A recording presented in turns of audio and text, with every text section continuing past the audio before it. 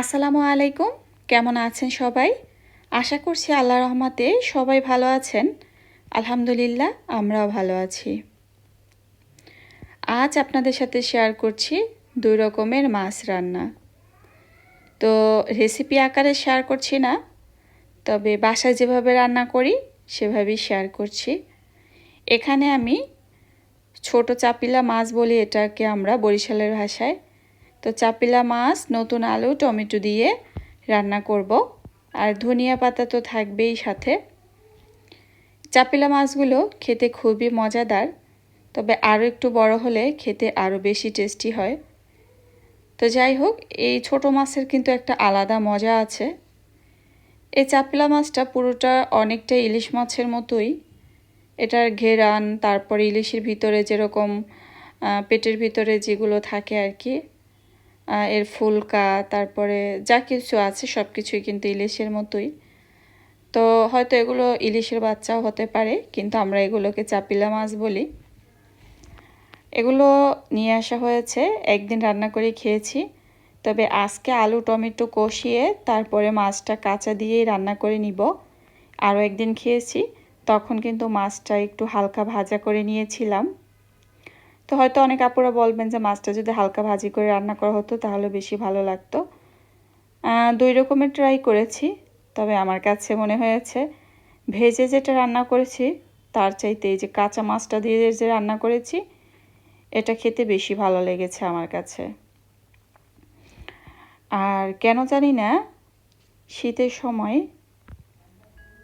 শীতের রাতে যে তরকারিগুলো থাকে না, ওগুলো খেতে কিন্তু ভীষণ ভালো লাগে, মানে ঠান্ডা ঠান্ডা। আর এখন তো শীতে বা গরমে মানুষ তো আর এখন সকালে ভাত খাই না, তবে শীতের সবজি দিয়ে কিন্তু বেলা 11টা 11:30 12টার দিকে যদি ভাত খায় ওইটা কিন্তু অন্যরকম একটা মজা। তো ছোটোবেলায় অনেক খাওয়া হয়েছে আর কি, এখন আর হয় না, তবে অনেক মজাদার, এটা আর কি বলতে চেয়েছি।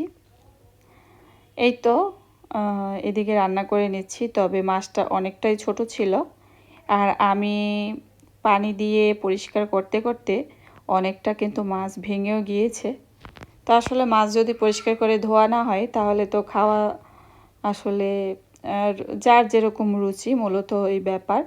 তো যাই হোক, মাছ পরিষ্কার করতে যেয়ে আর কি অনেকটাই ভেঙে গিয়েছে, আরও অনেকটাই ছোট।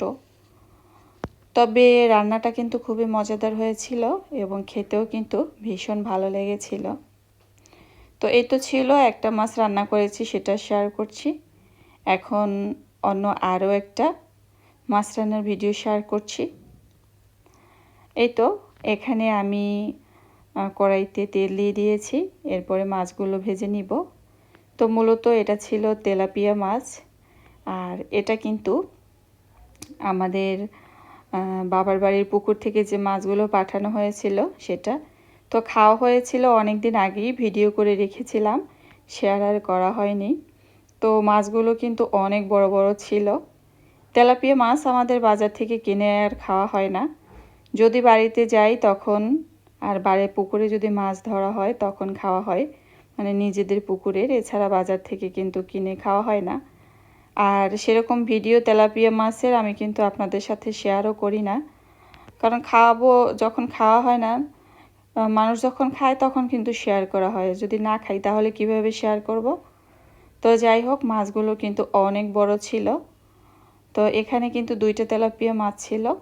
আমি মাছগুলো আগে এপাশ ওপাশ হালকা করে ভেজে তারপরে রান্না করব। অনেকেই আছেন যারা মাছ খেতে পছন্দ করেন, আবার অনেকেই আছেন যারা মাংস খেতে পছন্দ করেন। তবে মাছ কিন্তু অনেক রকমের মাছ রয়েছে, শত শত মাছ। তো মাছের একটা স্বাদ আর মাংসের অন্য স্বাদ। মাছ খেলে, বিভিন্ন ধরনের মাছ খেলে কখনো অরুচি আসে না, কিন্তু মাংস প্রতিনিয়ত খেলে বা একই রকমের মাংস খেলে তখন কিন্তু একটা অরুচি আসে, তখন মনে হয় কোনো মাছ খাই বা সবজি খাই। তো যাই হোক, যার যেটা পছন্দ। তবে ইদানিং বাচ্চারা তো সবজি খেতেই চায় না, আর মাছও কিন্তু অনেক বাচ্চারা পছন্দ করে না, তারা মাংসের প্রতি বেশি আকর্ষণ। আর ভিডিওটি আপনাদের সাথে শেয়ার করব আর করছি। তো যেহেতু কথা বলতে হয়, এই কারণে বলা। একদমই আজকে ভয়েস দিতে ইচ্ছা করছে না, কিন্তু ইচ্ছা না করলেও ভয়েস দিতেই হবে। মিউট রাখলেও কিন্তু একেবারে ভালো লাগে না, তো যার কারণে আর কি ভাঙা রেকর্ডের মতো বকর বকর করে যাচ্ছি। ইদানিং বেশিরভাগ সময় ভিডিও দেখা হয় মিউট করে। যদি কারো কথা শুনতে ইচ্ছে হয় বা কারো টাইটেল থাম্বনেল দেখে যদি ভালো লাগে বা শোনার মতো আগ্রহ জাগলে তখন শুনি, এছাড়া কিন্তু বেশিরভাগ সময় মিউট থাকি।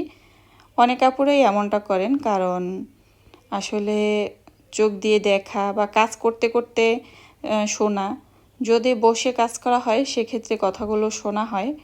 আর যদি কোনো থালা বাসনের কাজ, মূলত পানির কাজ থাকে, তো পানির শব্দে কিন্তু কথা অনেক সময় শোনা যায় না। তো যাই হোক, এটা এমনিতেই বললাম, কারণ আমি যাই আপুদের ভিডিওগুলো দেখি তাদের কখনোই কোনো অভিযোগ নেই, কারণ আসলে মূলত সব কিছু হচ্ছে বিশ্বাস।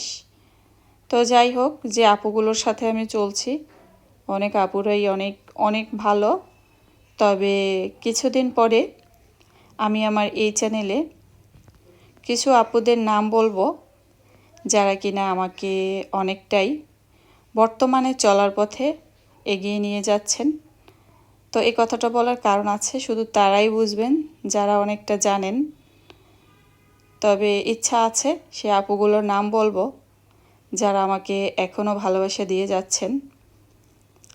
তবে অনেকে আবার এর মিনিংসটা বুঝতেও পারবেন না কেন আমি এই কথাটা বলেছি, কারণ আপনাদের সাথে শেয়ার না করলে বুঝবেন কি করে। আবার অনেক আপুরাও বুঝতে পারেন। তবে তাদের কথাই বলবো, আমার পুরাতন আপুদের কথা, যারা আমাকে নতুনভাবে পথ চলার জন্য আমার পাশে আছেন, তাদের কথাই বলবো। তো এখন হয়তো অনেকেই বুঝতে পারছেন না যে নতুনভাবে পথ চলার কথা কি বলতে চেয়েছি। যাদের কাছে গিয়েছি, যাদের সাপোর্ট পেয়েছি, তাদের পাশে তো আমি সবসময় আছি, আর সেই সকল আপুরা কিন্তু আমার পাশে আছেন। তো আসলে এখানে আমার একটা চেনা জানার বিষয় ছিল, সেটা অনেকটাই বুঝতে পেরেছি। তো এই কেন বললাম সেটা হয়তো কিছুদিন পরেই আপনাদের সাথে শেয়ার করব। আর নতুন যে সকল আপুরা আছেন তাদের প্রতি অনেক ভালোবাসা, এই আর কি। তো এখানে রান্না হয়ে গিয়েছে, ছেলেকে খেতে দিয়েছিলাম তখনকার। তো ছেলেকে জিজ্ঞেস করেছিলাম যে তুমি কি খাবা, তো সে মাছের মাথা খাবে। তো রান্না শেষ হয়েছে, আমি খুবই ব্যস্ত ছিলাম, আবার ছোট মেয়েকেও খাওয়াতে হবে। তো ছেলেকে ভাত দিয়ে মাছের মাথা দিয়ে ওকে খেতে দিয়েছি। তো আমিও আজকের মতো বিদায় নিচ্ছি, সবাই ভালো থাকবেন, আল্লাহ হাফেজ।